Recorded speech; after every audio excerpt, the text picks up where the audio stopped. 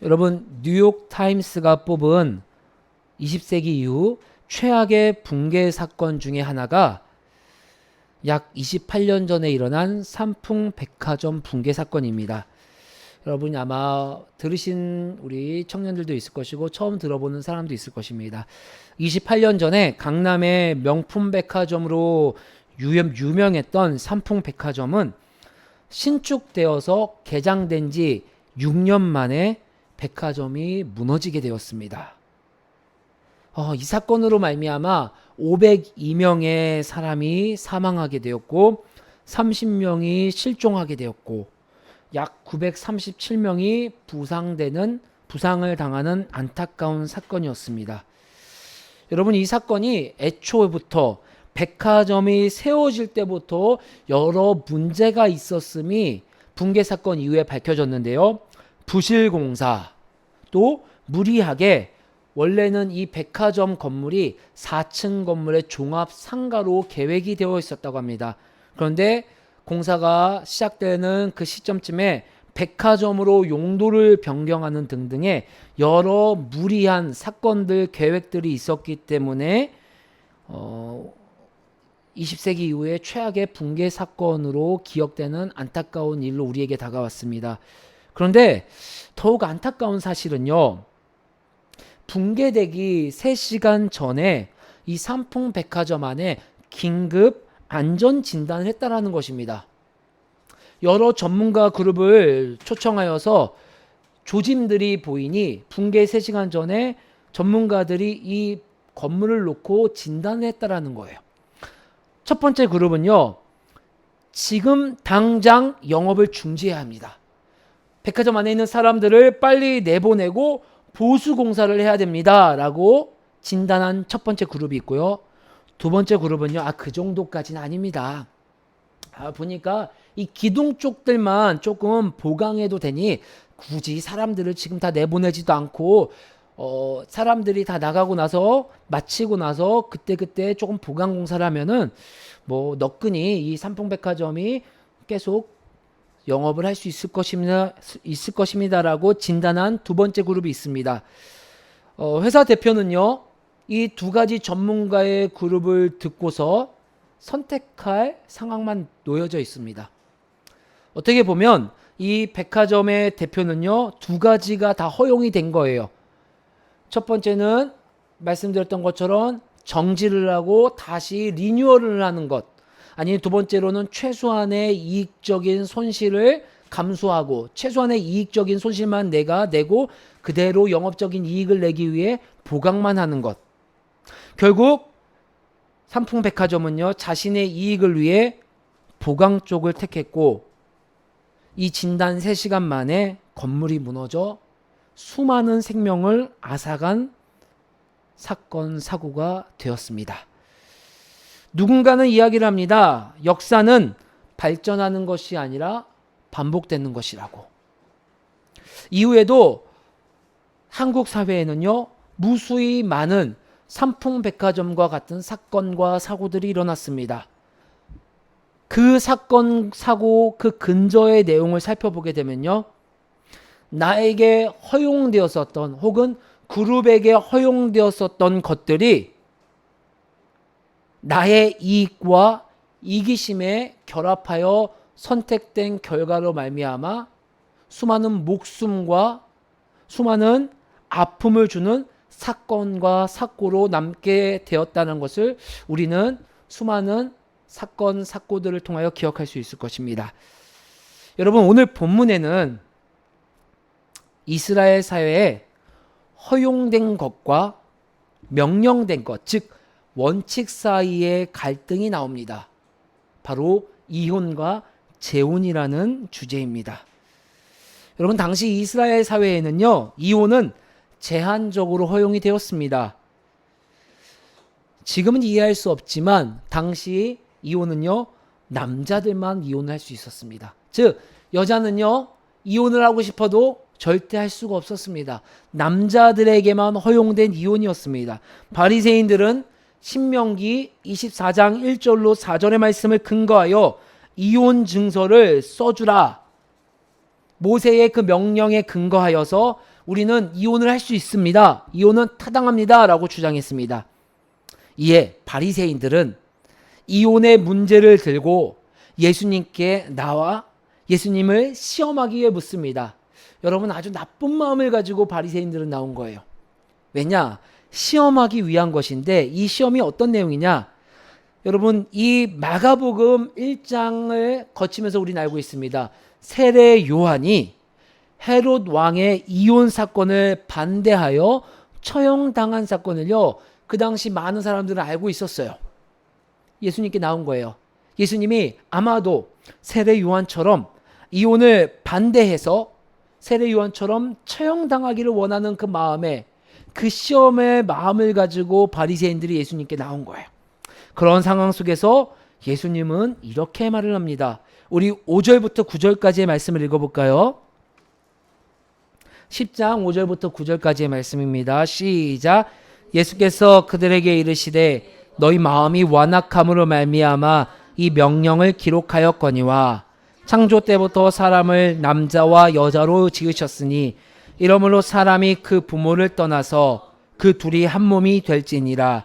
이러한즉 이제 둘이 아니오 한 몸이니 하나님이 짝져 주신 것을 사람이 나누지 못할지니라 하시더라. 아멘.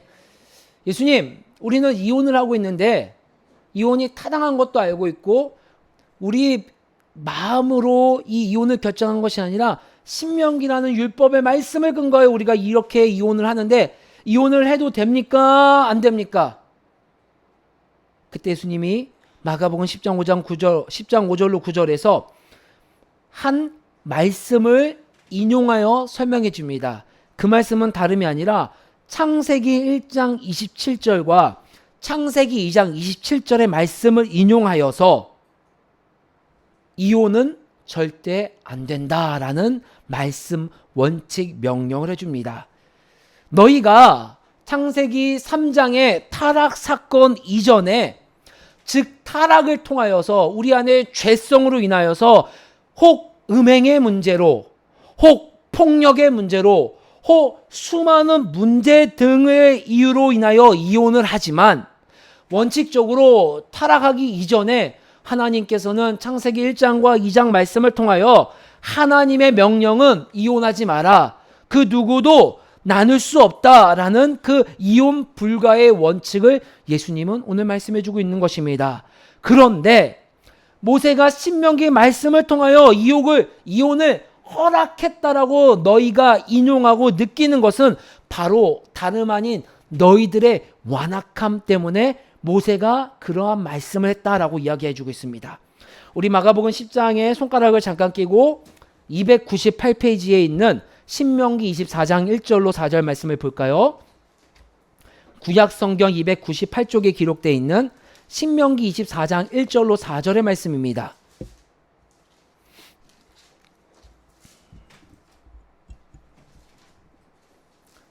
같이 한번 읽어볼게요. 1절부터 4절까지의 말씀 시작.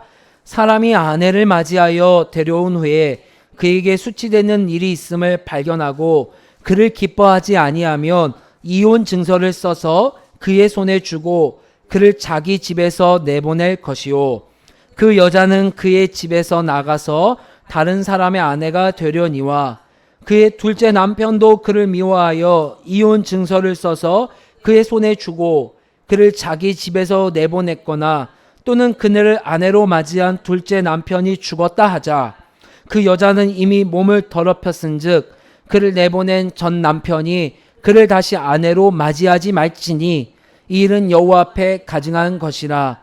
너는 네 하나님 여호와께 네게 기업으로 주시는 땅을 범죄하게 하지 말지니라. 아멘. 여러분, 이 말씀을요 어렴풋이 읽으면 마치 모세가 이혼을 허락하는 것 같습니다. 그런데 실제 이 말씀을 들어보면요, 모세는 이혼을 허락하는 것이 아니에요. 그 당시에 횡행했던 이혼이라는 사건을 듣고 이혼당한 그 여성을 보호하기 위하여 모세는 1절부터 4절까지 이혼 증서를 써주라는 이야기입니다. 이혼 증서가 없으면 이 여성은요, 당시 고대 사회에 아무것도 할 수 없습니다. 다른 남자에게 다시 재혼을 할 수도 없는 것이고요, 당연히 노동력이 없기 때문에 굶어 죽을 수밖에 없는 그 상황에서 모세는 그런 여성의 인권, 그런 연약한 자의 보호를 위하여 이혼 증서를 써주라라고 이야기한 내용이 신명기의 말씀입니다. 이혼 증서마저 없으면 주홍 글씨가 새겨져 생존이 불가능했던 이에게 이혼을 허용해 준 이 사건을요, 바리새인들은요 왜곡하고 내가 이용하고 내 틀에 맞추어서 그 부분은 싹 빼놓고 예수님께 나와서 예수님, 모세가 이혼을 허락했으니까 우리도 이혼을 해도 되는 거 아닙니까? 라고 이용하는 것입니다. 즉 예수님은 너희들의 마음의 완악함, 그로 인하여 죽어가는 여인들을, 죽어가는 약자를 보호하기 위해 모세는 율법에 제정된 그 원칙, 그 마음을 대변해서 하나님이 율법을 우리에게 주신 그 마음에, 그 하나님의 마음을 대변해서 이야기한 것이지, 오히려 너희가 하나님의 마음을 모르고 문자적으로 해석해서 완악함을 대변하기 위해 너희들이 이용한 것이다 라고 말씀하고 있는 것입니다. 인간의 완악함, 예수님은요 오늘 이혼과 재혼 사건을 통하여 이혼, 재혼을 이야기하는 것 같지만 그 내면에 있는 인간의 완악함 자체를 설명하여 주기 위해 우리에게 말씀해 주고 있는 것입니다. 예수님은요 허용을 통하여 생명을 돌보시는 분이었음을, 하지만 인간은 완악함을 통하여 그 허용을 자신의 틀과 자신의 완악함을 이용하기 위해 사용하고 있는 인간의 죄성을 설명해 주고 있다는 것입니다. 예수님은 그 원칙을 상기시키며 너희가 이혼의 문제를 이야기한 것이지만 너희들 내면에는 너희들 그 무리, 남성으로 대표되는 무리, 다시 말해 완악함을 가지고 있는, 이기심을 가지고 있는 그 무리의 악함으로 허용된 것과 명령 사이의, 원칙 사이의 갈등, 그 이야기를 예수님은 해주시는 것입니다. 여러분, 대개는 우리에게 주어진 여러 수많은 신앙적 문제들이 있습니다. 그 속에서 우리는요 복음을 통해 숨구멍, 아주 작은 숨구멍을 얹어서 죄성을 보호받고, 아니 우리의 죄악을 주님 앞에 주님께서 대신 지심으로 탕감받고 그 작은 숨구멍으로 나아가는 것이 우리 연약한 인간들의 모습입니다. 그런데 그 숨구멍을 우리의 탐욕과 이기심으로 예수님이 우리에게 주신 명령과 원칙보다는 허용을 선택하는 것이 우리네 연약한 인간의 모습입니다. 여러분, 바리새인의 동기가 무엇이었습니까? 이혼은 남자 마음대로 해도 된다는 것입니다. 내가 마음에 들지 않으면 내 마음대로 해도 된다는 것입니다. 여성을 하나님의 형상으로 보지 않는 권위의식, 즉 그들에게 더 중요한 것은요 나에게 피해를 주는 예수님과 예수님을 따르는 12제자의 그 예수 공동체가 눈에 가시처럼 싫은 것, 그래서 어떻게 해서든 그들을 세례 요한처럼 없어지게 하기 위해서 이혼이라는 명제를 가지고 나왔지만 그 속내는 나의 이기심과 나의 공동체와 내 영향력이 점점 더 축소되는 것을 견딜 수 없어서 성경을 이용하는 인간의 연약함을 보여주고 있다는 것입니다. 그래서 요한처럼 죽었으면 좋겠다. 내 손을 빌리지 않고, 내 손에는 피를 묻히지 않고 내 영향력과 내 말과 반대대로 하는 저 예수 공동체가, 저 예수가 사라졌으면 좋겠다라고 하는 완악함. 대개는 부끄럽고 인정하고 싶지 않지만 우리의 모습과 유사합니다. 예수님이 우리에게 주신 명령과 허용 사이에서 갈등하는 우리의 모습.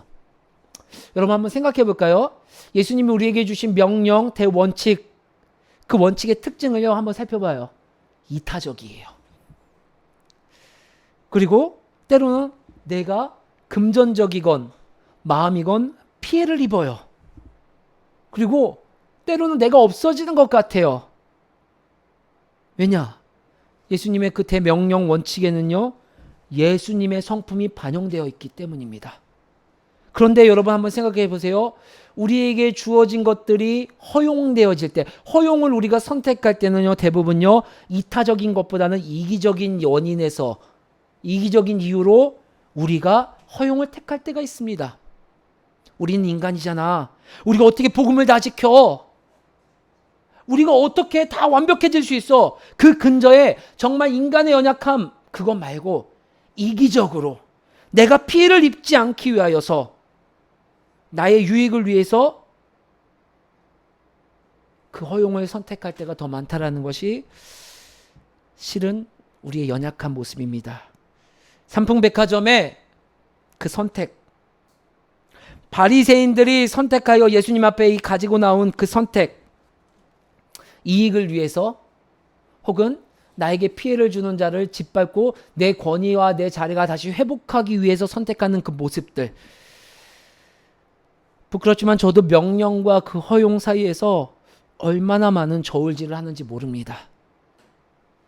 그리고 이기심으로 허용을 택하지만 얼마나 제가 잘 포장해서 마치 명령을 따르는 것처럼, 복음을 따르는 것처럼 그 껍데기를 씌우는지 모릅니다.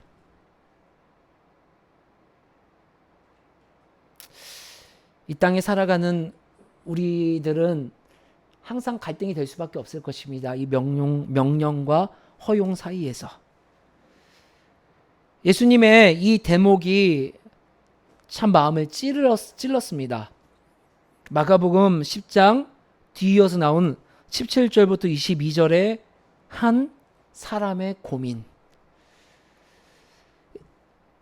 이혼의 설명을 해주시고 바로 뒤이어서 이 부절을 설명해 줍니다. 한 재물 많은 사람이 예수님께 나왔습니다.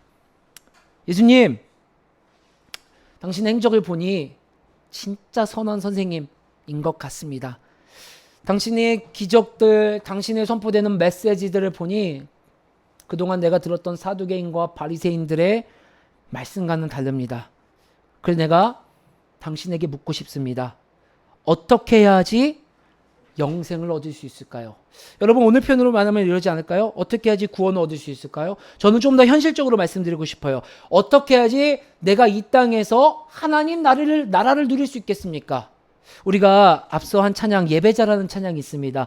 내가 선 이곳에서 아무도 예배하지 않아도 내가 예배자가 되겠습니다. 그것은요, 내가 하나님 나라를 누리는 자만이 어떠한 상황과 어떠한 환경에서도 예배를 드릴 수 있다는 그 내용이 기록된 가사입니다.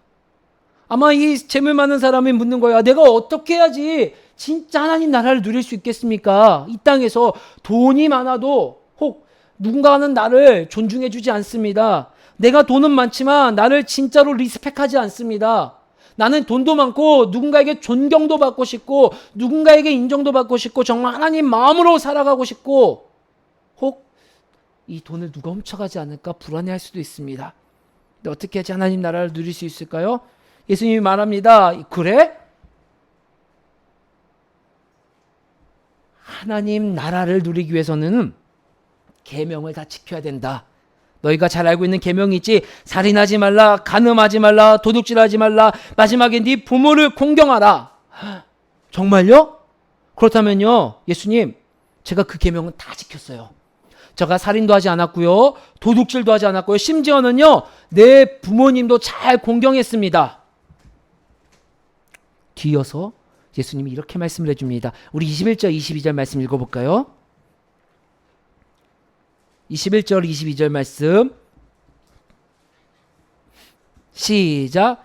예수께서 그를 보시고 사랑하사 이르시되 네게 아직도 한 가지 부족한 것이 있으니 가서 네게 있는 것을 다 팔아 가난한 자들에게 주라. 그리하면 하늘에서 보화가 네게 있으리라. 그리고 와서 나를 따르라 하시니 그 사람은 재물이 많은 고로 이 말씀으로 인하여 슬픈 기색을 띠고 근심하며 가니라. 아멘. 예수님은 영생을 얻기 위해서 원칙을 말씀해 주십니다. 그래, 그 십계명 잘 지켰어. 그런데 거기서 끝나는 것이 아니라 너가 가지고 있는 재물, 물질을 너만, 너의 가족만을 위해서 쓰는 것이 아니라 이웃을 위해서, 하나님 나라를 위해서 사용해야 된단다. 그리고 그것이 끝이 아니라 그 이후에 나를 따라야 한다라고 이야기하는 거예요. 여러분, 아마도 이 뒷부분의 내용을 이 재물 많은 청년은 알고 있었을 거예요. 재물 많은 사람은요. 왜냐하면 이 이야기는 갑자기 하늘에서 내려온 것도 아니고 땅에서 솟아난 것도 아니에요. 율법에서 말씀해주고 있는 부분이었기 때문이에요. 내가 듣고 싶지 않았고 내가 보고 싶지 않아서 외면했었던 것이지, 이 마음과 이 의미는 하나님께서 율법을 제정해 주면서부터, 아니 수많은 선지자들을 통하여서 이스라엘 백성에게 선포되었던 말씀이에요. 그런데 이 이야기를 듣는 순간 이 재물 많은 사람은요, 고민을 해요. 허용과 명령 사이에서.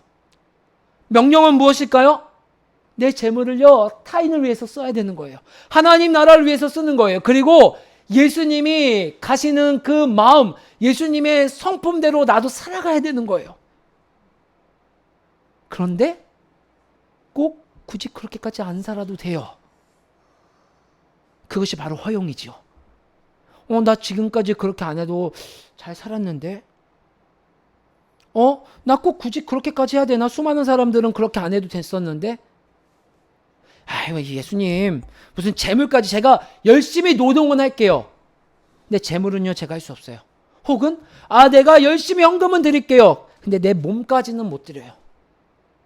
내가 우리 교회에 헌금은 하는데 저 다른 외지인들, 타인들, 저 굶주린 사람들, 저 예수님하고는 전혀 상관없는 외지인들을 위해서 내가 봉사하고 섬길 수는 없어요. 내가 우리 교회에 도움이 되는 건 열심히 하는데, 아니 뭐 저 교회에 도움도 안 되는데 가서 도와줘야 됩니까? 여러분, 제가 하나 묻고 싶어요. 가장 근시안적인, 가장 원초적인 질문이죠. 우리 이 지역에 산에 절이 있습니다. 근데 절이 불에 탔어요. 이 불이 꺼지지 않아요. 여러분, 우리는 그럼 그 절을 위해서 봉사를 하고 그 절을 위해서 마음을 써야 될까요? 쓰지 않아야 될까요? 여러분, 이 질문이 여러분에게 고민이 되었으면 좋겠습니다. 하나님은 예수님이면, 예수님께서라면 우리에게 어떤 원칙을, 우리에게 어떠한 명령을 선포하셨을까? 여러분, 이 재물 많은 사람은요, 결국 나에게 주어진 복음의 아주 넓은 1차원적인 그 허용을 택하고, 이 부분이 더 아쉬웠습니다. 근심하며 떠나갑니다.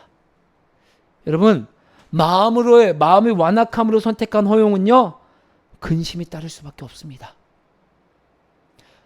비록 육체적으로 에너지가 뺏기고 물질적으로 손해를 본다 할지라도 예수님의 명령을 따른 이에게는 영생을, 하나님 나라를 누릴 수 있는 그 길을 보여주시겠지요. 그리고 누릴 수 있겠지요. 예수님은 이혼과 재혼에 대하여 우리에게 설명해 주시며, 우리에게 보다 그 근원적인 이혼과 재혼 안에 있는 우리의 완악함에 대해 짚어주시며 이야기하고 있습니다. 여러분에게 주어진 하나님은 하나님의 사랑으로 여러분에게는 허용의 길과 명령을 따르는 길이, 때로는 그 갈등 속에서 살아가야 될 것입니다. 여러분들에게 부탁하고 싶고 여러분들에게 권면드리고 싶은 단 하나는요, 그 길이 허용의 길을 선택하건 명령의 길을 선택하건 하나님께서는 여러분의 그 의견을 존중해 주실 것입니다. 하지만 저는, 사랑하는 우리 길과 진리교회 모든 식구들이 그 10년 가운데 하나님을 만나고 하나님 나라를 누리기를 간절히 소망하는 한 명의 가족이기 때문에 여러분들에게 이러한 권면을 드리고 싶습니다. 내가 선택해야 되는 허용과 명령의 사이에서 그 기준이 이기적이고 나의 욕심으로 그 길을 선택하는 것인지, 아니면 하나님 나라의 아버지의 마음에 예수님의 성품으로 그 길을 선택하는 것인지, 그 기준을 흐리지 않고 그 기준을 잘 잡아서 내가 걸어가야 되는 그 수많은 갈등 속에서 하나님 나라를 누릴 수 있는 그런 복된 여러분들이 될 수 있기를 주의 이름으로 간절히 소망합니다.